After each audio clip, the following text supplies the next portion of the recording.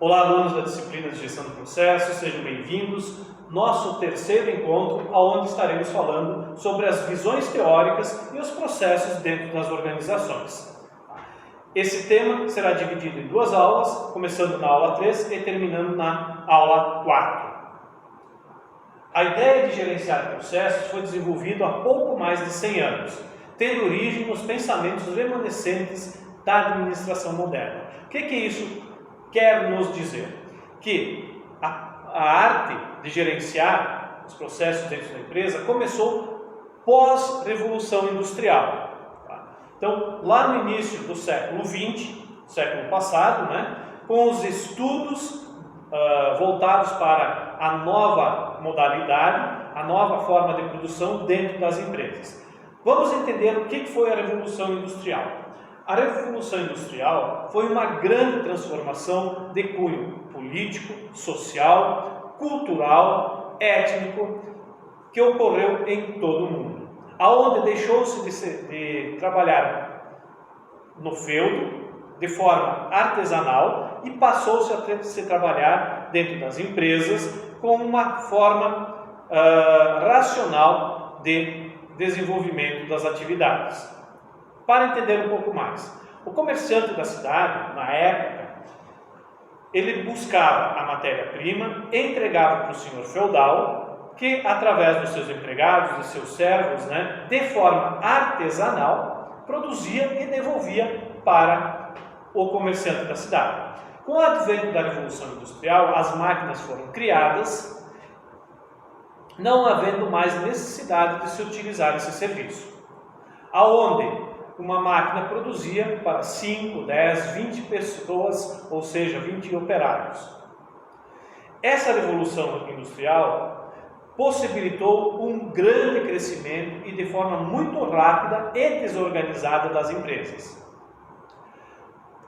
Foi aí que necessitou-se estudos voltados para a organização, visando entender o que estava ocorrendo e ofertar direcionamentos.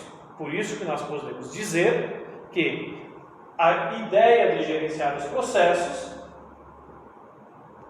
ocorreu pouco mais de 100 anos, teve a sua origem um pouco mais de 100 anos, aonde ela foi incorporada a esses estudos.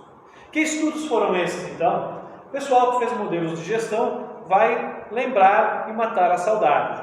Nós temos aqui a administração científica, teoria clássica, teoria das relações humanas, teoria da burocracia, teoria estruturalista, abordagem neoclássica, abordagem comportamental, abordagem sistêmica, abordagem contingencial e abordagem complexa.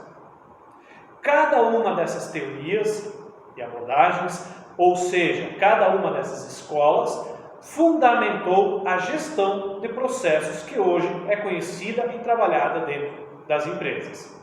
E aí, os senhores e as senhoras poderão se questionar: tudo isso pode ser usado ao mesmo tempo? Não, depende da elasticidade e da necessidade de cada empresa, de cada organização, depende da sua estrutura, dependendo do seu ambiente, o seu mercado, e as suas características básicas. Mas elas fundamentam e dão o entendimento de como pode se utilizar isso dentro da empresa. Nosso primeiro assunto trata-se da administração científica. A administração científica foi criada por Frederick Taylor, considerado o pai da administração, teve sua ênfase totalmente voltado para o chão de fábrica.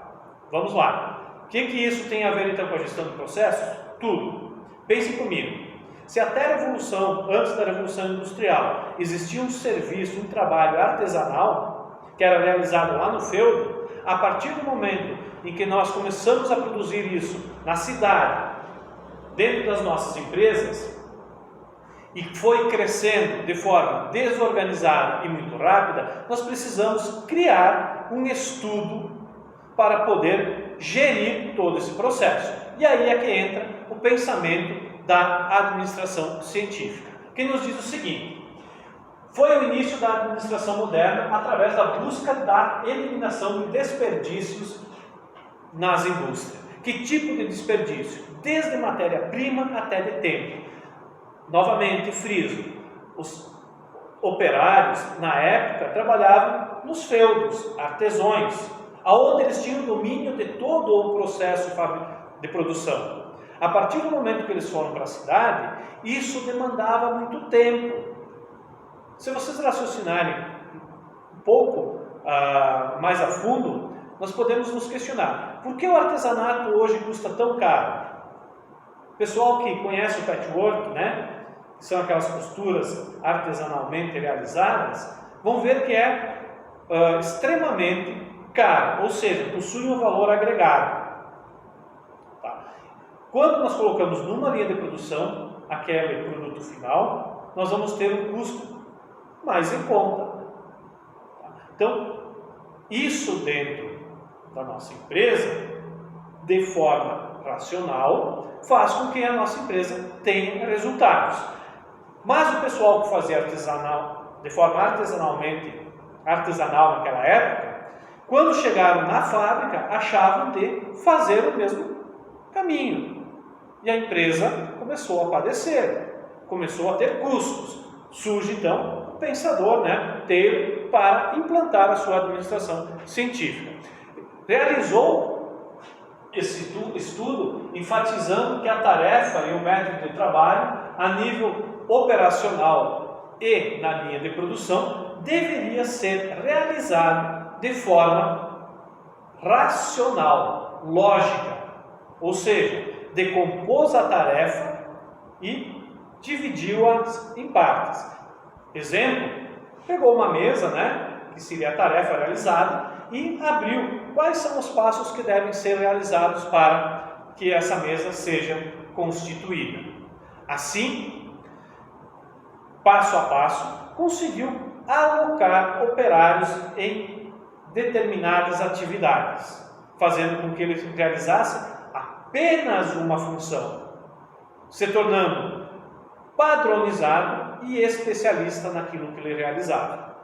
Então, a gestão de processos, nesse período, priorizou a utilização de ferramentas e métodos de trabalho, que foram apresentados lá naquela época como a organização racional do trabalho e os princípios da administração científica. A organização racional do trabalho promovia a isenção de movimentos inúteis, executando as atividades de forma mais simples e mais rápida. Então, novamente, o pessoal veio do feudo, de forma artesanal, foi jogado dentro das empresas, não tinha a visão do todo, faziam tudo ao mesmo tempo. Taylor foi para dentro das empresas, realizou esse estudo, implantou a organização racional do trabalho, dividiu a tarefa, o produto final, em partes, especializou os seus operários em uma única função, tornando o processo padrão. Tá. E observou todo e qualquer movimento que não seria necessário ser feito, eliminou, criando o seu método de desenvolvimento para aquela atividade, para aquele trabalho. Também, após treinar e capacitar o operário, ele estabeleceu um tempo médio para a realização das atividades, fazendo com que fossem realizadas no menor tempo possível e com qualidade, promovendo consequentemente, o aumento de uma produção de forma eficiente e maiores lucros para a organização, certo? Então, a gestão de processos, naquela época, dentro da administração científica, iniciou através do acompanhamento das tarefas, acompanhamento dos tempos e os movimentos necessários para realizar a atividade. Dos princípios que foram trabalhados e que até hoje nos ajudam dentro da nossa empresa. Como salientado no finalzinho da aula 2, nós temos 4 princípios. O princípio do planejamento, o princípio do preparo, o princípio do controle, o princípio da execução.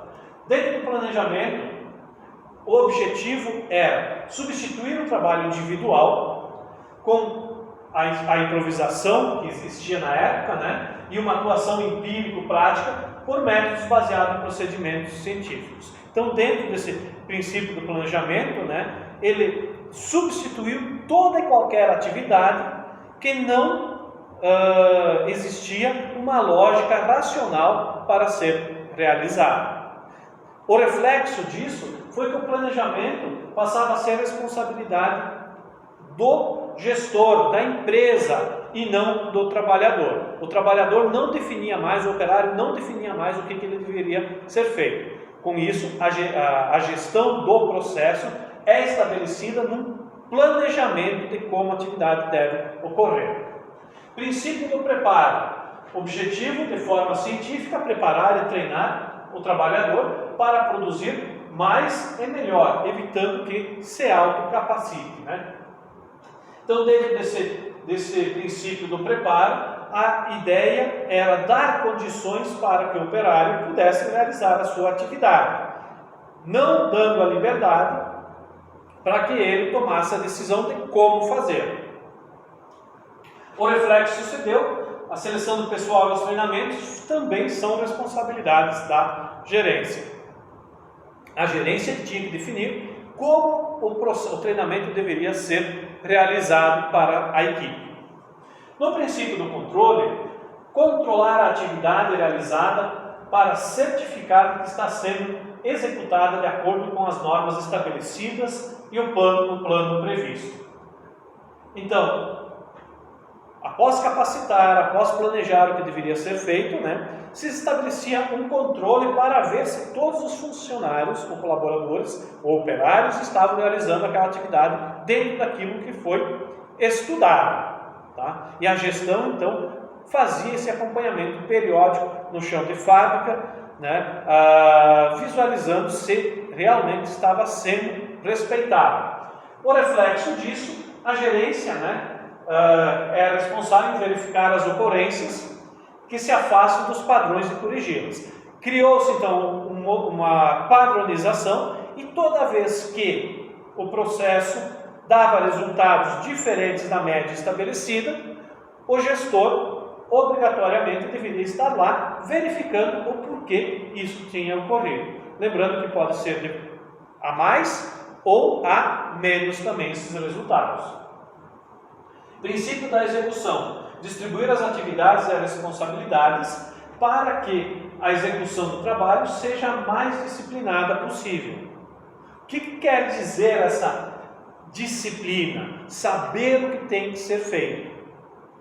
Novamente, a gestão do processo, ou a gestão da fábrica, como desejar, tinha a incumbência de acompanhar a produção para ver se estava sendo realizada de uma forma adequada, se estava sendo respeitado o passo a passo e as responsabilidades de cada indivíduo. Quando isso ocorria, o aumento da produção era consequente. Tá? Então, a administração científica teve forte influência na gestão de processos operacionais dentro da nossa empresa atual. Tá? Não é à toa que é considerada o início de tudo, o estudo de tudo como a administração e a gestão está até os períodos atuais. Num segundo momento, nós vamos falar da teoria clássica. Essa teoria clássica surgiu com ênfase na estrutura das empresas, na estrutura das organizações. Então, ela tem como foco a estrutura organizacional, tá? Que é como a empresa está montada, de como a empresa está organizada, seus departamentos, suas linhas hierárquicas, seus cargos, e promoveu para a gestão de processos a ferramenta para promoveu para a gestão do processo a ferramenta para a organização das empresas da época. Ajudou a organizar as empresas. Então, com base nas funções da empresa, que são 6, vamos ver daqui a pouco, e dos princípios gerais, que foram estabelecidas as regras, as normas, as diretrizes, promoveu então uma divisão do trabalho e especialização a nível de estrutura. Pela primeira vez na história, alguém olhou para a empresa como estrutura e disse: precisamos criar funções para essa empresa. Mais adiante, na história evolutiva, essas funções da empresa passam a ser chamados departamentos. Departamentos de vendas, financeiro, de marketing, produtivo, etc. Que é como a nossa organização hoje está constituída. E criou os princípios gerais da administração, que são os norteadores do que pode e não pode ser feito dentro de uma empresa. Sempre pensando aqui, dentro dessa teoria clássica, a nível estrutural. Uma vez criado, estabeleceu a compreensão de gestão como um processo que deve prever, organizar, comandar, coordenar e controlar, que seriam as funções do administrador. Então, dentro da sua contribuição para a gestão, ela nos diz que a empresa possui um ciclo de prever, organizar, comandar, coordenar e controlar. Nas funções da empresa, nós temos funções administrativas, técnicas, comerciais, financeiras, seguranças e contábeis. É o primeiro esboço de como a departamentalização surge dentro das empresas. Cabe salientar que, na época, a função administrativa ela somente pairava por cima da estrutura, mas ela tinha a mesma responsabilidade, a mesma autonomia, o mesmo poder que as demais funções. Criou os 14 princípios gerais, aonde menciona autoridade, responsabilidade, remuneração de pessoal, estabilidade de pessoal, disciplina, centralização, iniciativa, interesse geral, cadeia escalar, espírito da equipe, unidade de direção, ordem, divisão de trabalho, unidade de comando e equidade. Não cabe aqui abrir cada uma delas ou expandir esse pensamento, pois na disciplina de modelos de gestão, quem não fez irá ver, e quem fez já sabe o que isso significa. A junção delas para gerenciar a empresa cria as funções do administrador. O processo que deve ser realizado para fazer o acompanhamento das atividades dentro da nossa empresa. Diária, mensal, semestral, anual. Prever, organizar, comandar, coordenar e controlar. Novamente, é um esboço de tudo o que a gente encontra hoje nos dias atuais dentro das nossas empresas. Certo ou errado era o primeiro chute, era o primeiro passo que era dado dentro da vida empresarial. No terceiro momento, nós falamos das teorias das relações humanas. Agora o foco é nas pessoas. Deixa-se para trás a ênfase nos processos, a chão de fábrica, a ênfase na estrutura e começa-se a pensar nas pessoas. E essa teoria também nos traz o embasamento que precisamos para a gestão de processos. A teoria das relações humanas surge a partir de testes realizados em uma linha de produção, verificando qual que era a correlação entre a intensidade da luz no local de trabalho e a produtividade dos trabalhadores. Então o camarada foi chamado para uma determinada empresa para realizar o estudo da correlação da luz em relação à produtividade dos trabalhadores. Ele fez análise e uma variável impossível de ser ignorada ou de isolar foi identificada, que o fator psicológico fazia a diferença. Afinal, as pessoas entendiam que eram pressionadas a trabalhar mais. Esse estudo ficou conhecido como a experiência de Walthorn. Essa experiência foi constituída a partir desse primeiro estudo em mais 3 fases. Contribuiu então para a gestão de processos, evidenciando as conclusões dessa experiência, aonde a forma de gerir as pessoas para o desenvolvimento das atividades de cada trabalho que realizavam, considerava, primeiro, o fator social ou de grupo é determinante para uma boa produtividade do trabalhador. Então aqui o gestor deve considerar, com base nessa evidência, né, que existe um fator social, que existe um grupo dentro das nossas organizações e esse grupo define os resultados finais. Quanto melhor, mais integrado, mais comprometido, melhor nós vamos ter a produtividade fim dentro daquele setor, dentro daquele departamento. A gestão de processos aqui entra com o cunho de analisar o perfil psicossocial dos nossos colaboradores. O comportamento e as atividades são baseadas no grupo. Uma pessoa não age isoladamente dentro de uma organização. A pessoa somente se torna mais forte a partir do grupo, a partir da equipe. E aqui nós temos tanto exemplos bons de gestão, quanto exemplos ruins de gestão. A equipe pode abraçar, se o profissional que está liderando é um gestor bom, ou a equipe, o grupo, pode cair numa zona de conforto, se isolar, se nós tivermos um gestor que não tenha um bom domínio, um bom trato com as pessoas. Atenção aos anseios psicológicos, sociais e às novas formas de recompensa dentro da organização. Então, muitas vezes, para obtermos resultados dentro das nossas atividades, dentro do nosso passo a passo, nós precisamos buscar alguma forma de recompensa. No caso da teoria das relações humanas, a forma de recompensa era a aceitação do indivíduo no grupo.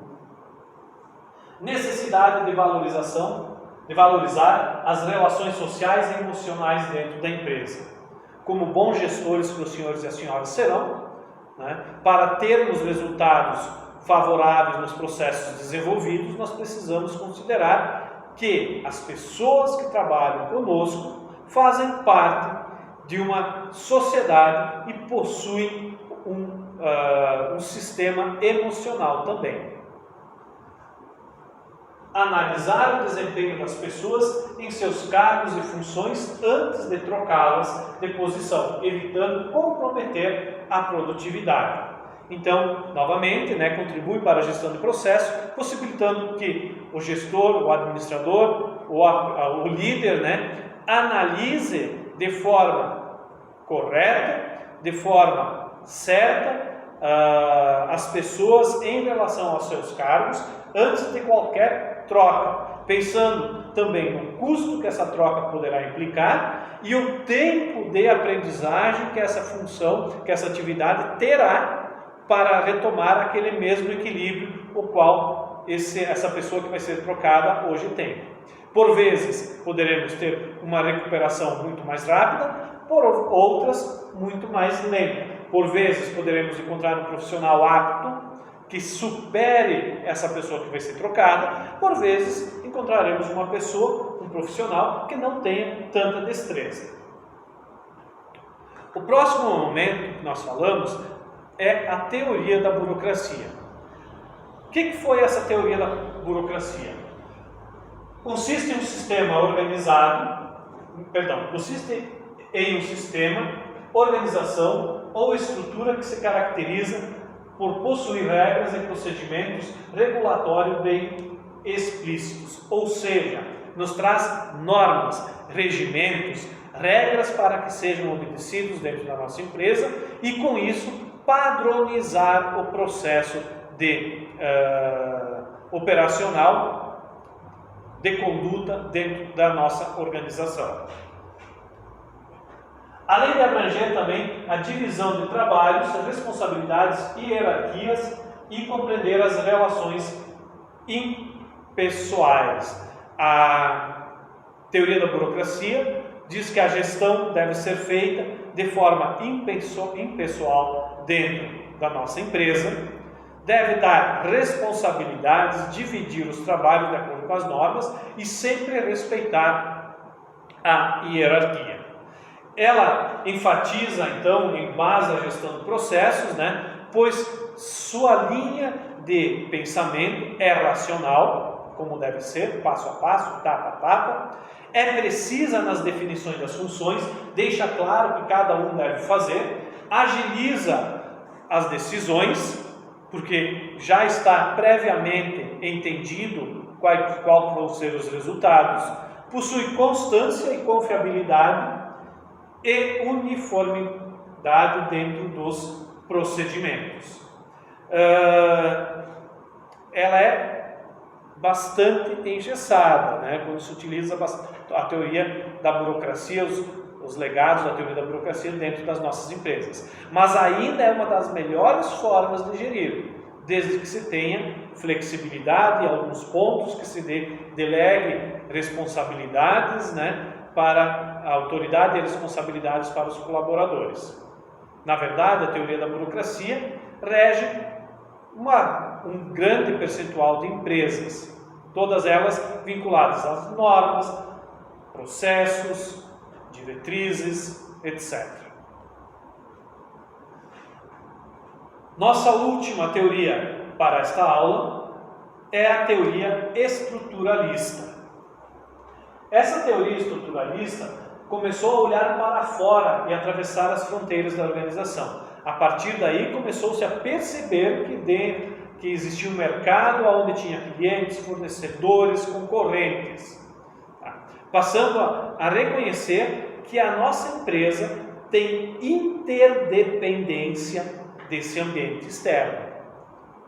Eu preciso estar lá, logo eu vou sofrer influência daquele mercado. Logo eu vou influenciar aquele mercado. A gestão de processo nessa questão torna-se muito mais ampla, abrangente. Admite que a organização é um sistema aberto. Então, como eu falei, ela troca, se relaciona com o meio externo e com as outras organizações que estão lá fora, que não são meramente concorrentes, mas poderão ser clientes, fornecedores, entidades reguladoras e até mesmo o próprio Estado, a União e o município. Logo, a contribuição da teoria estruturalista se deu devido à preocupação com o todo, interno e externo, e com a gestão de relacionamento das partes na constituição desse todo. Ela auxiliou na evolução da gestão de processos, dizendo: eu preciso entender o que está ocorrendo no mercado para ver se tem condições internamente de buscar uma oportunidade ou me defender de alguma ameaça. Nesse sentido, o todo organizacional é maior do que a simples soma das partes. Eu preciso ter a visão holística, assim como na hierarquia dos processos. Macroprocesso, processo, subprocesso, atividade e tarefa. Espero que tenham gostado desta aula. Nesta semana não haverá atividade avaliativa, em função que o conteúdo está quebrado, em função que eu prefiro terminar todo esse pensamento para depois ingressar com uma atividade onde vocês possam realizar ela com maior tranquilidade.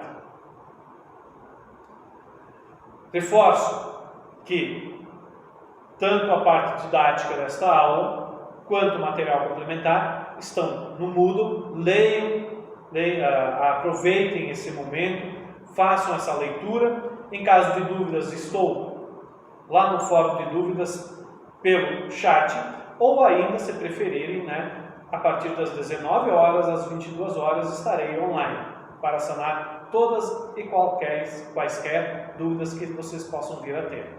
Meu grande abraço e até a próxima aula.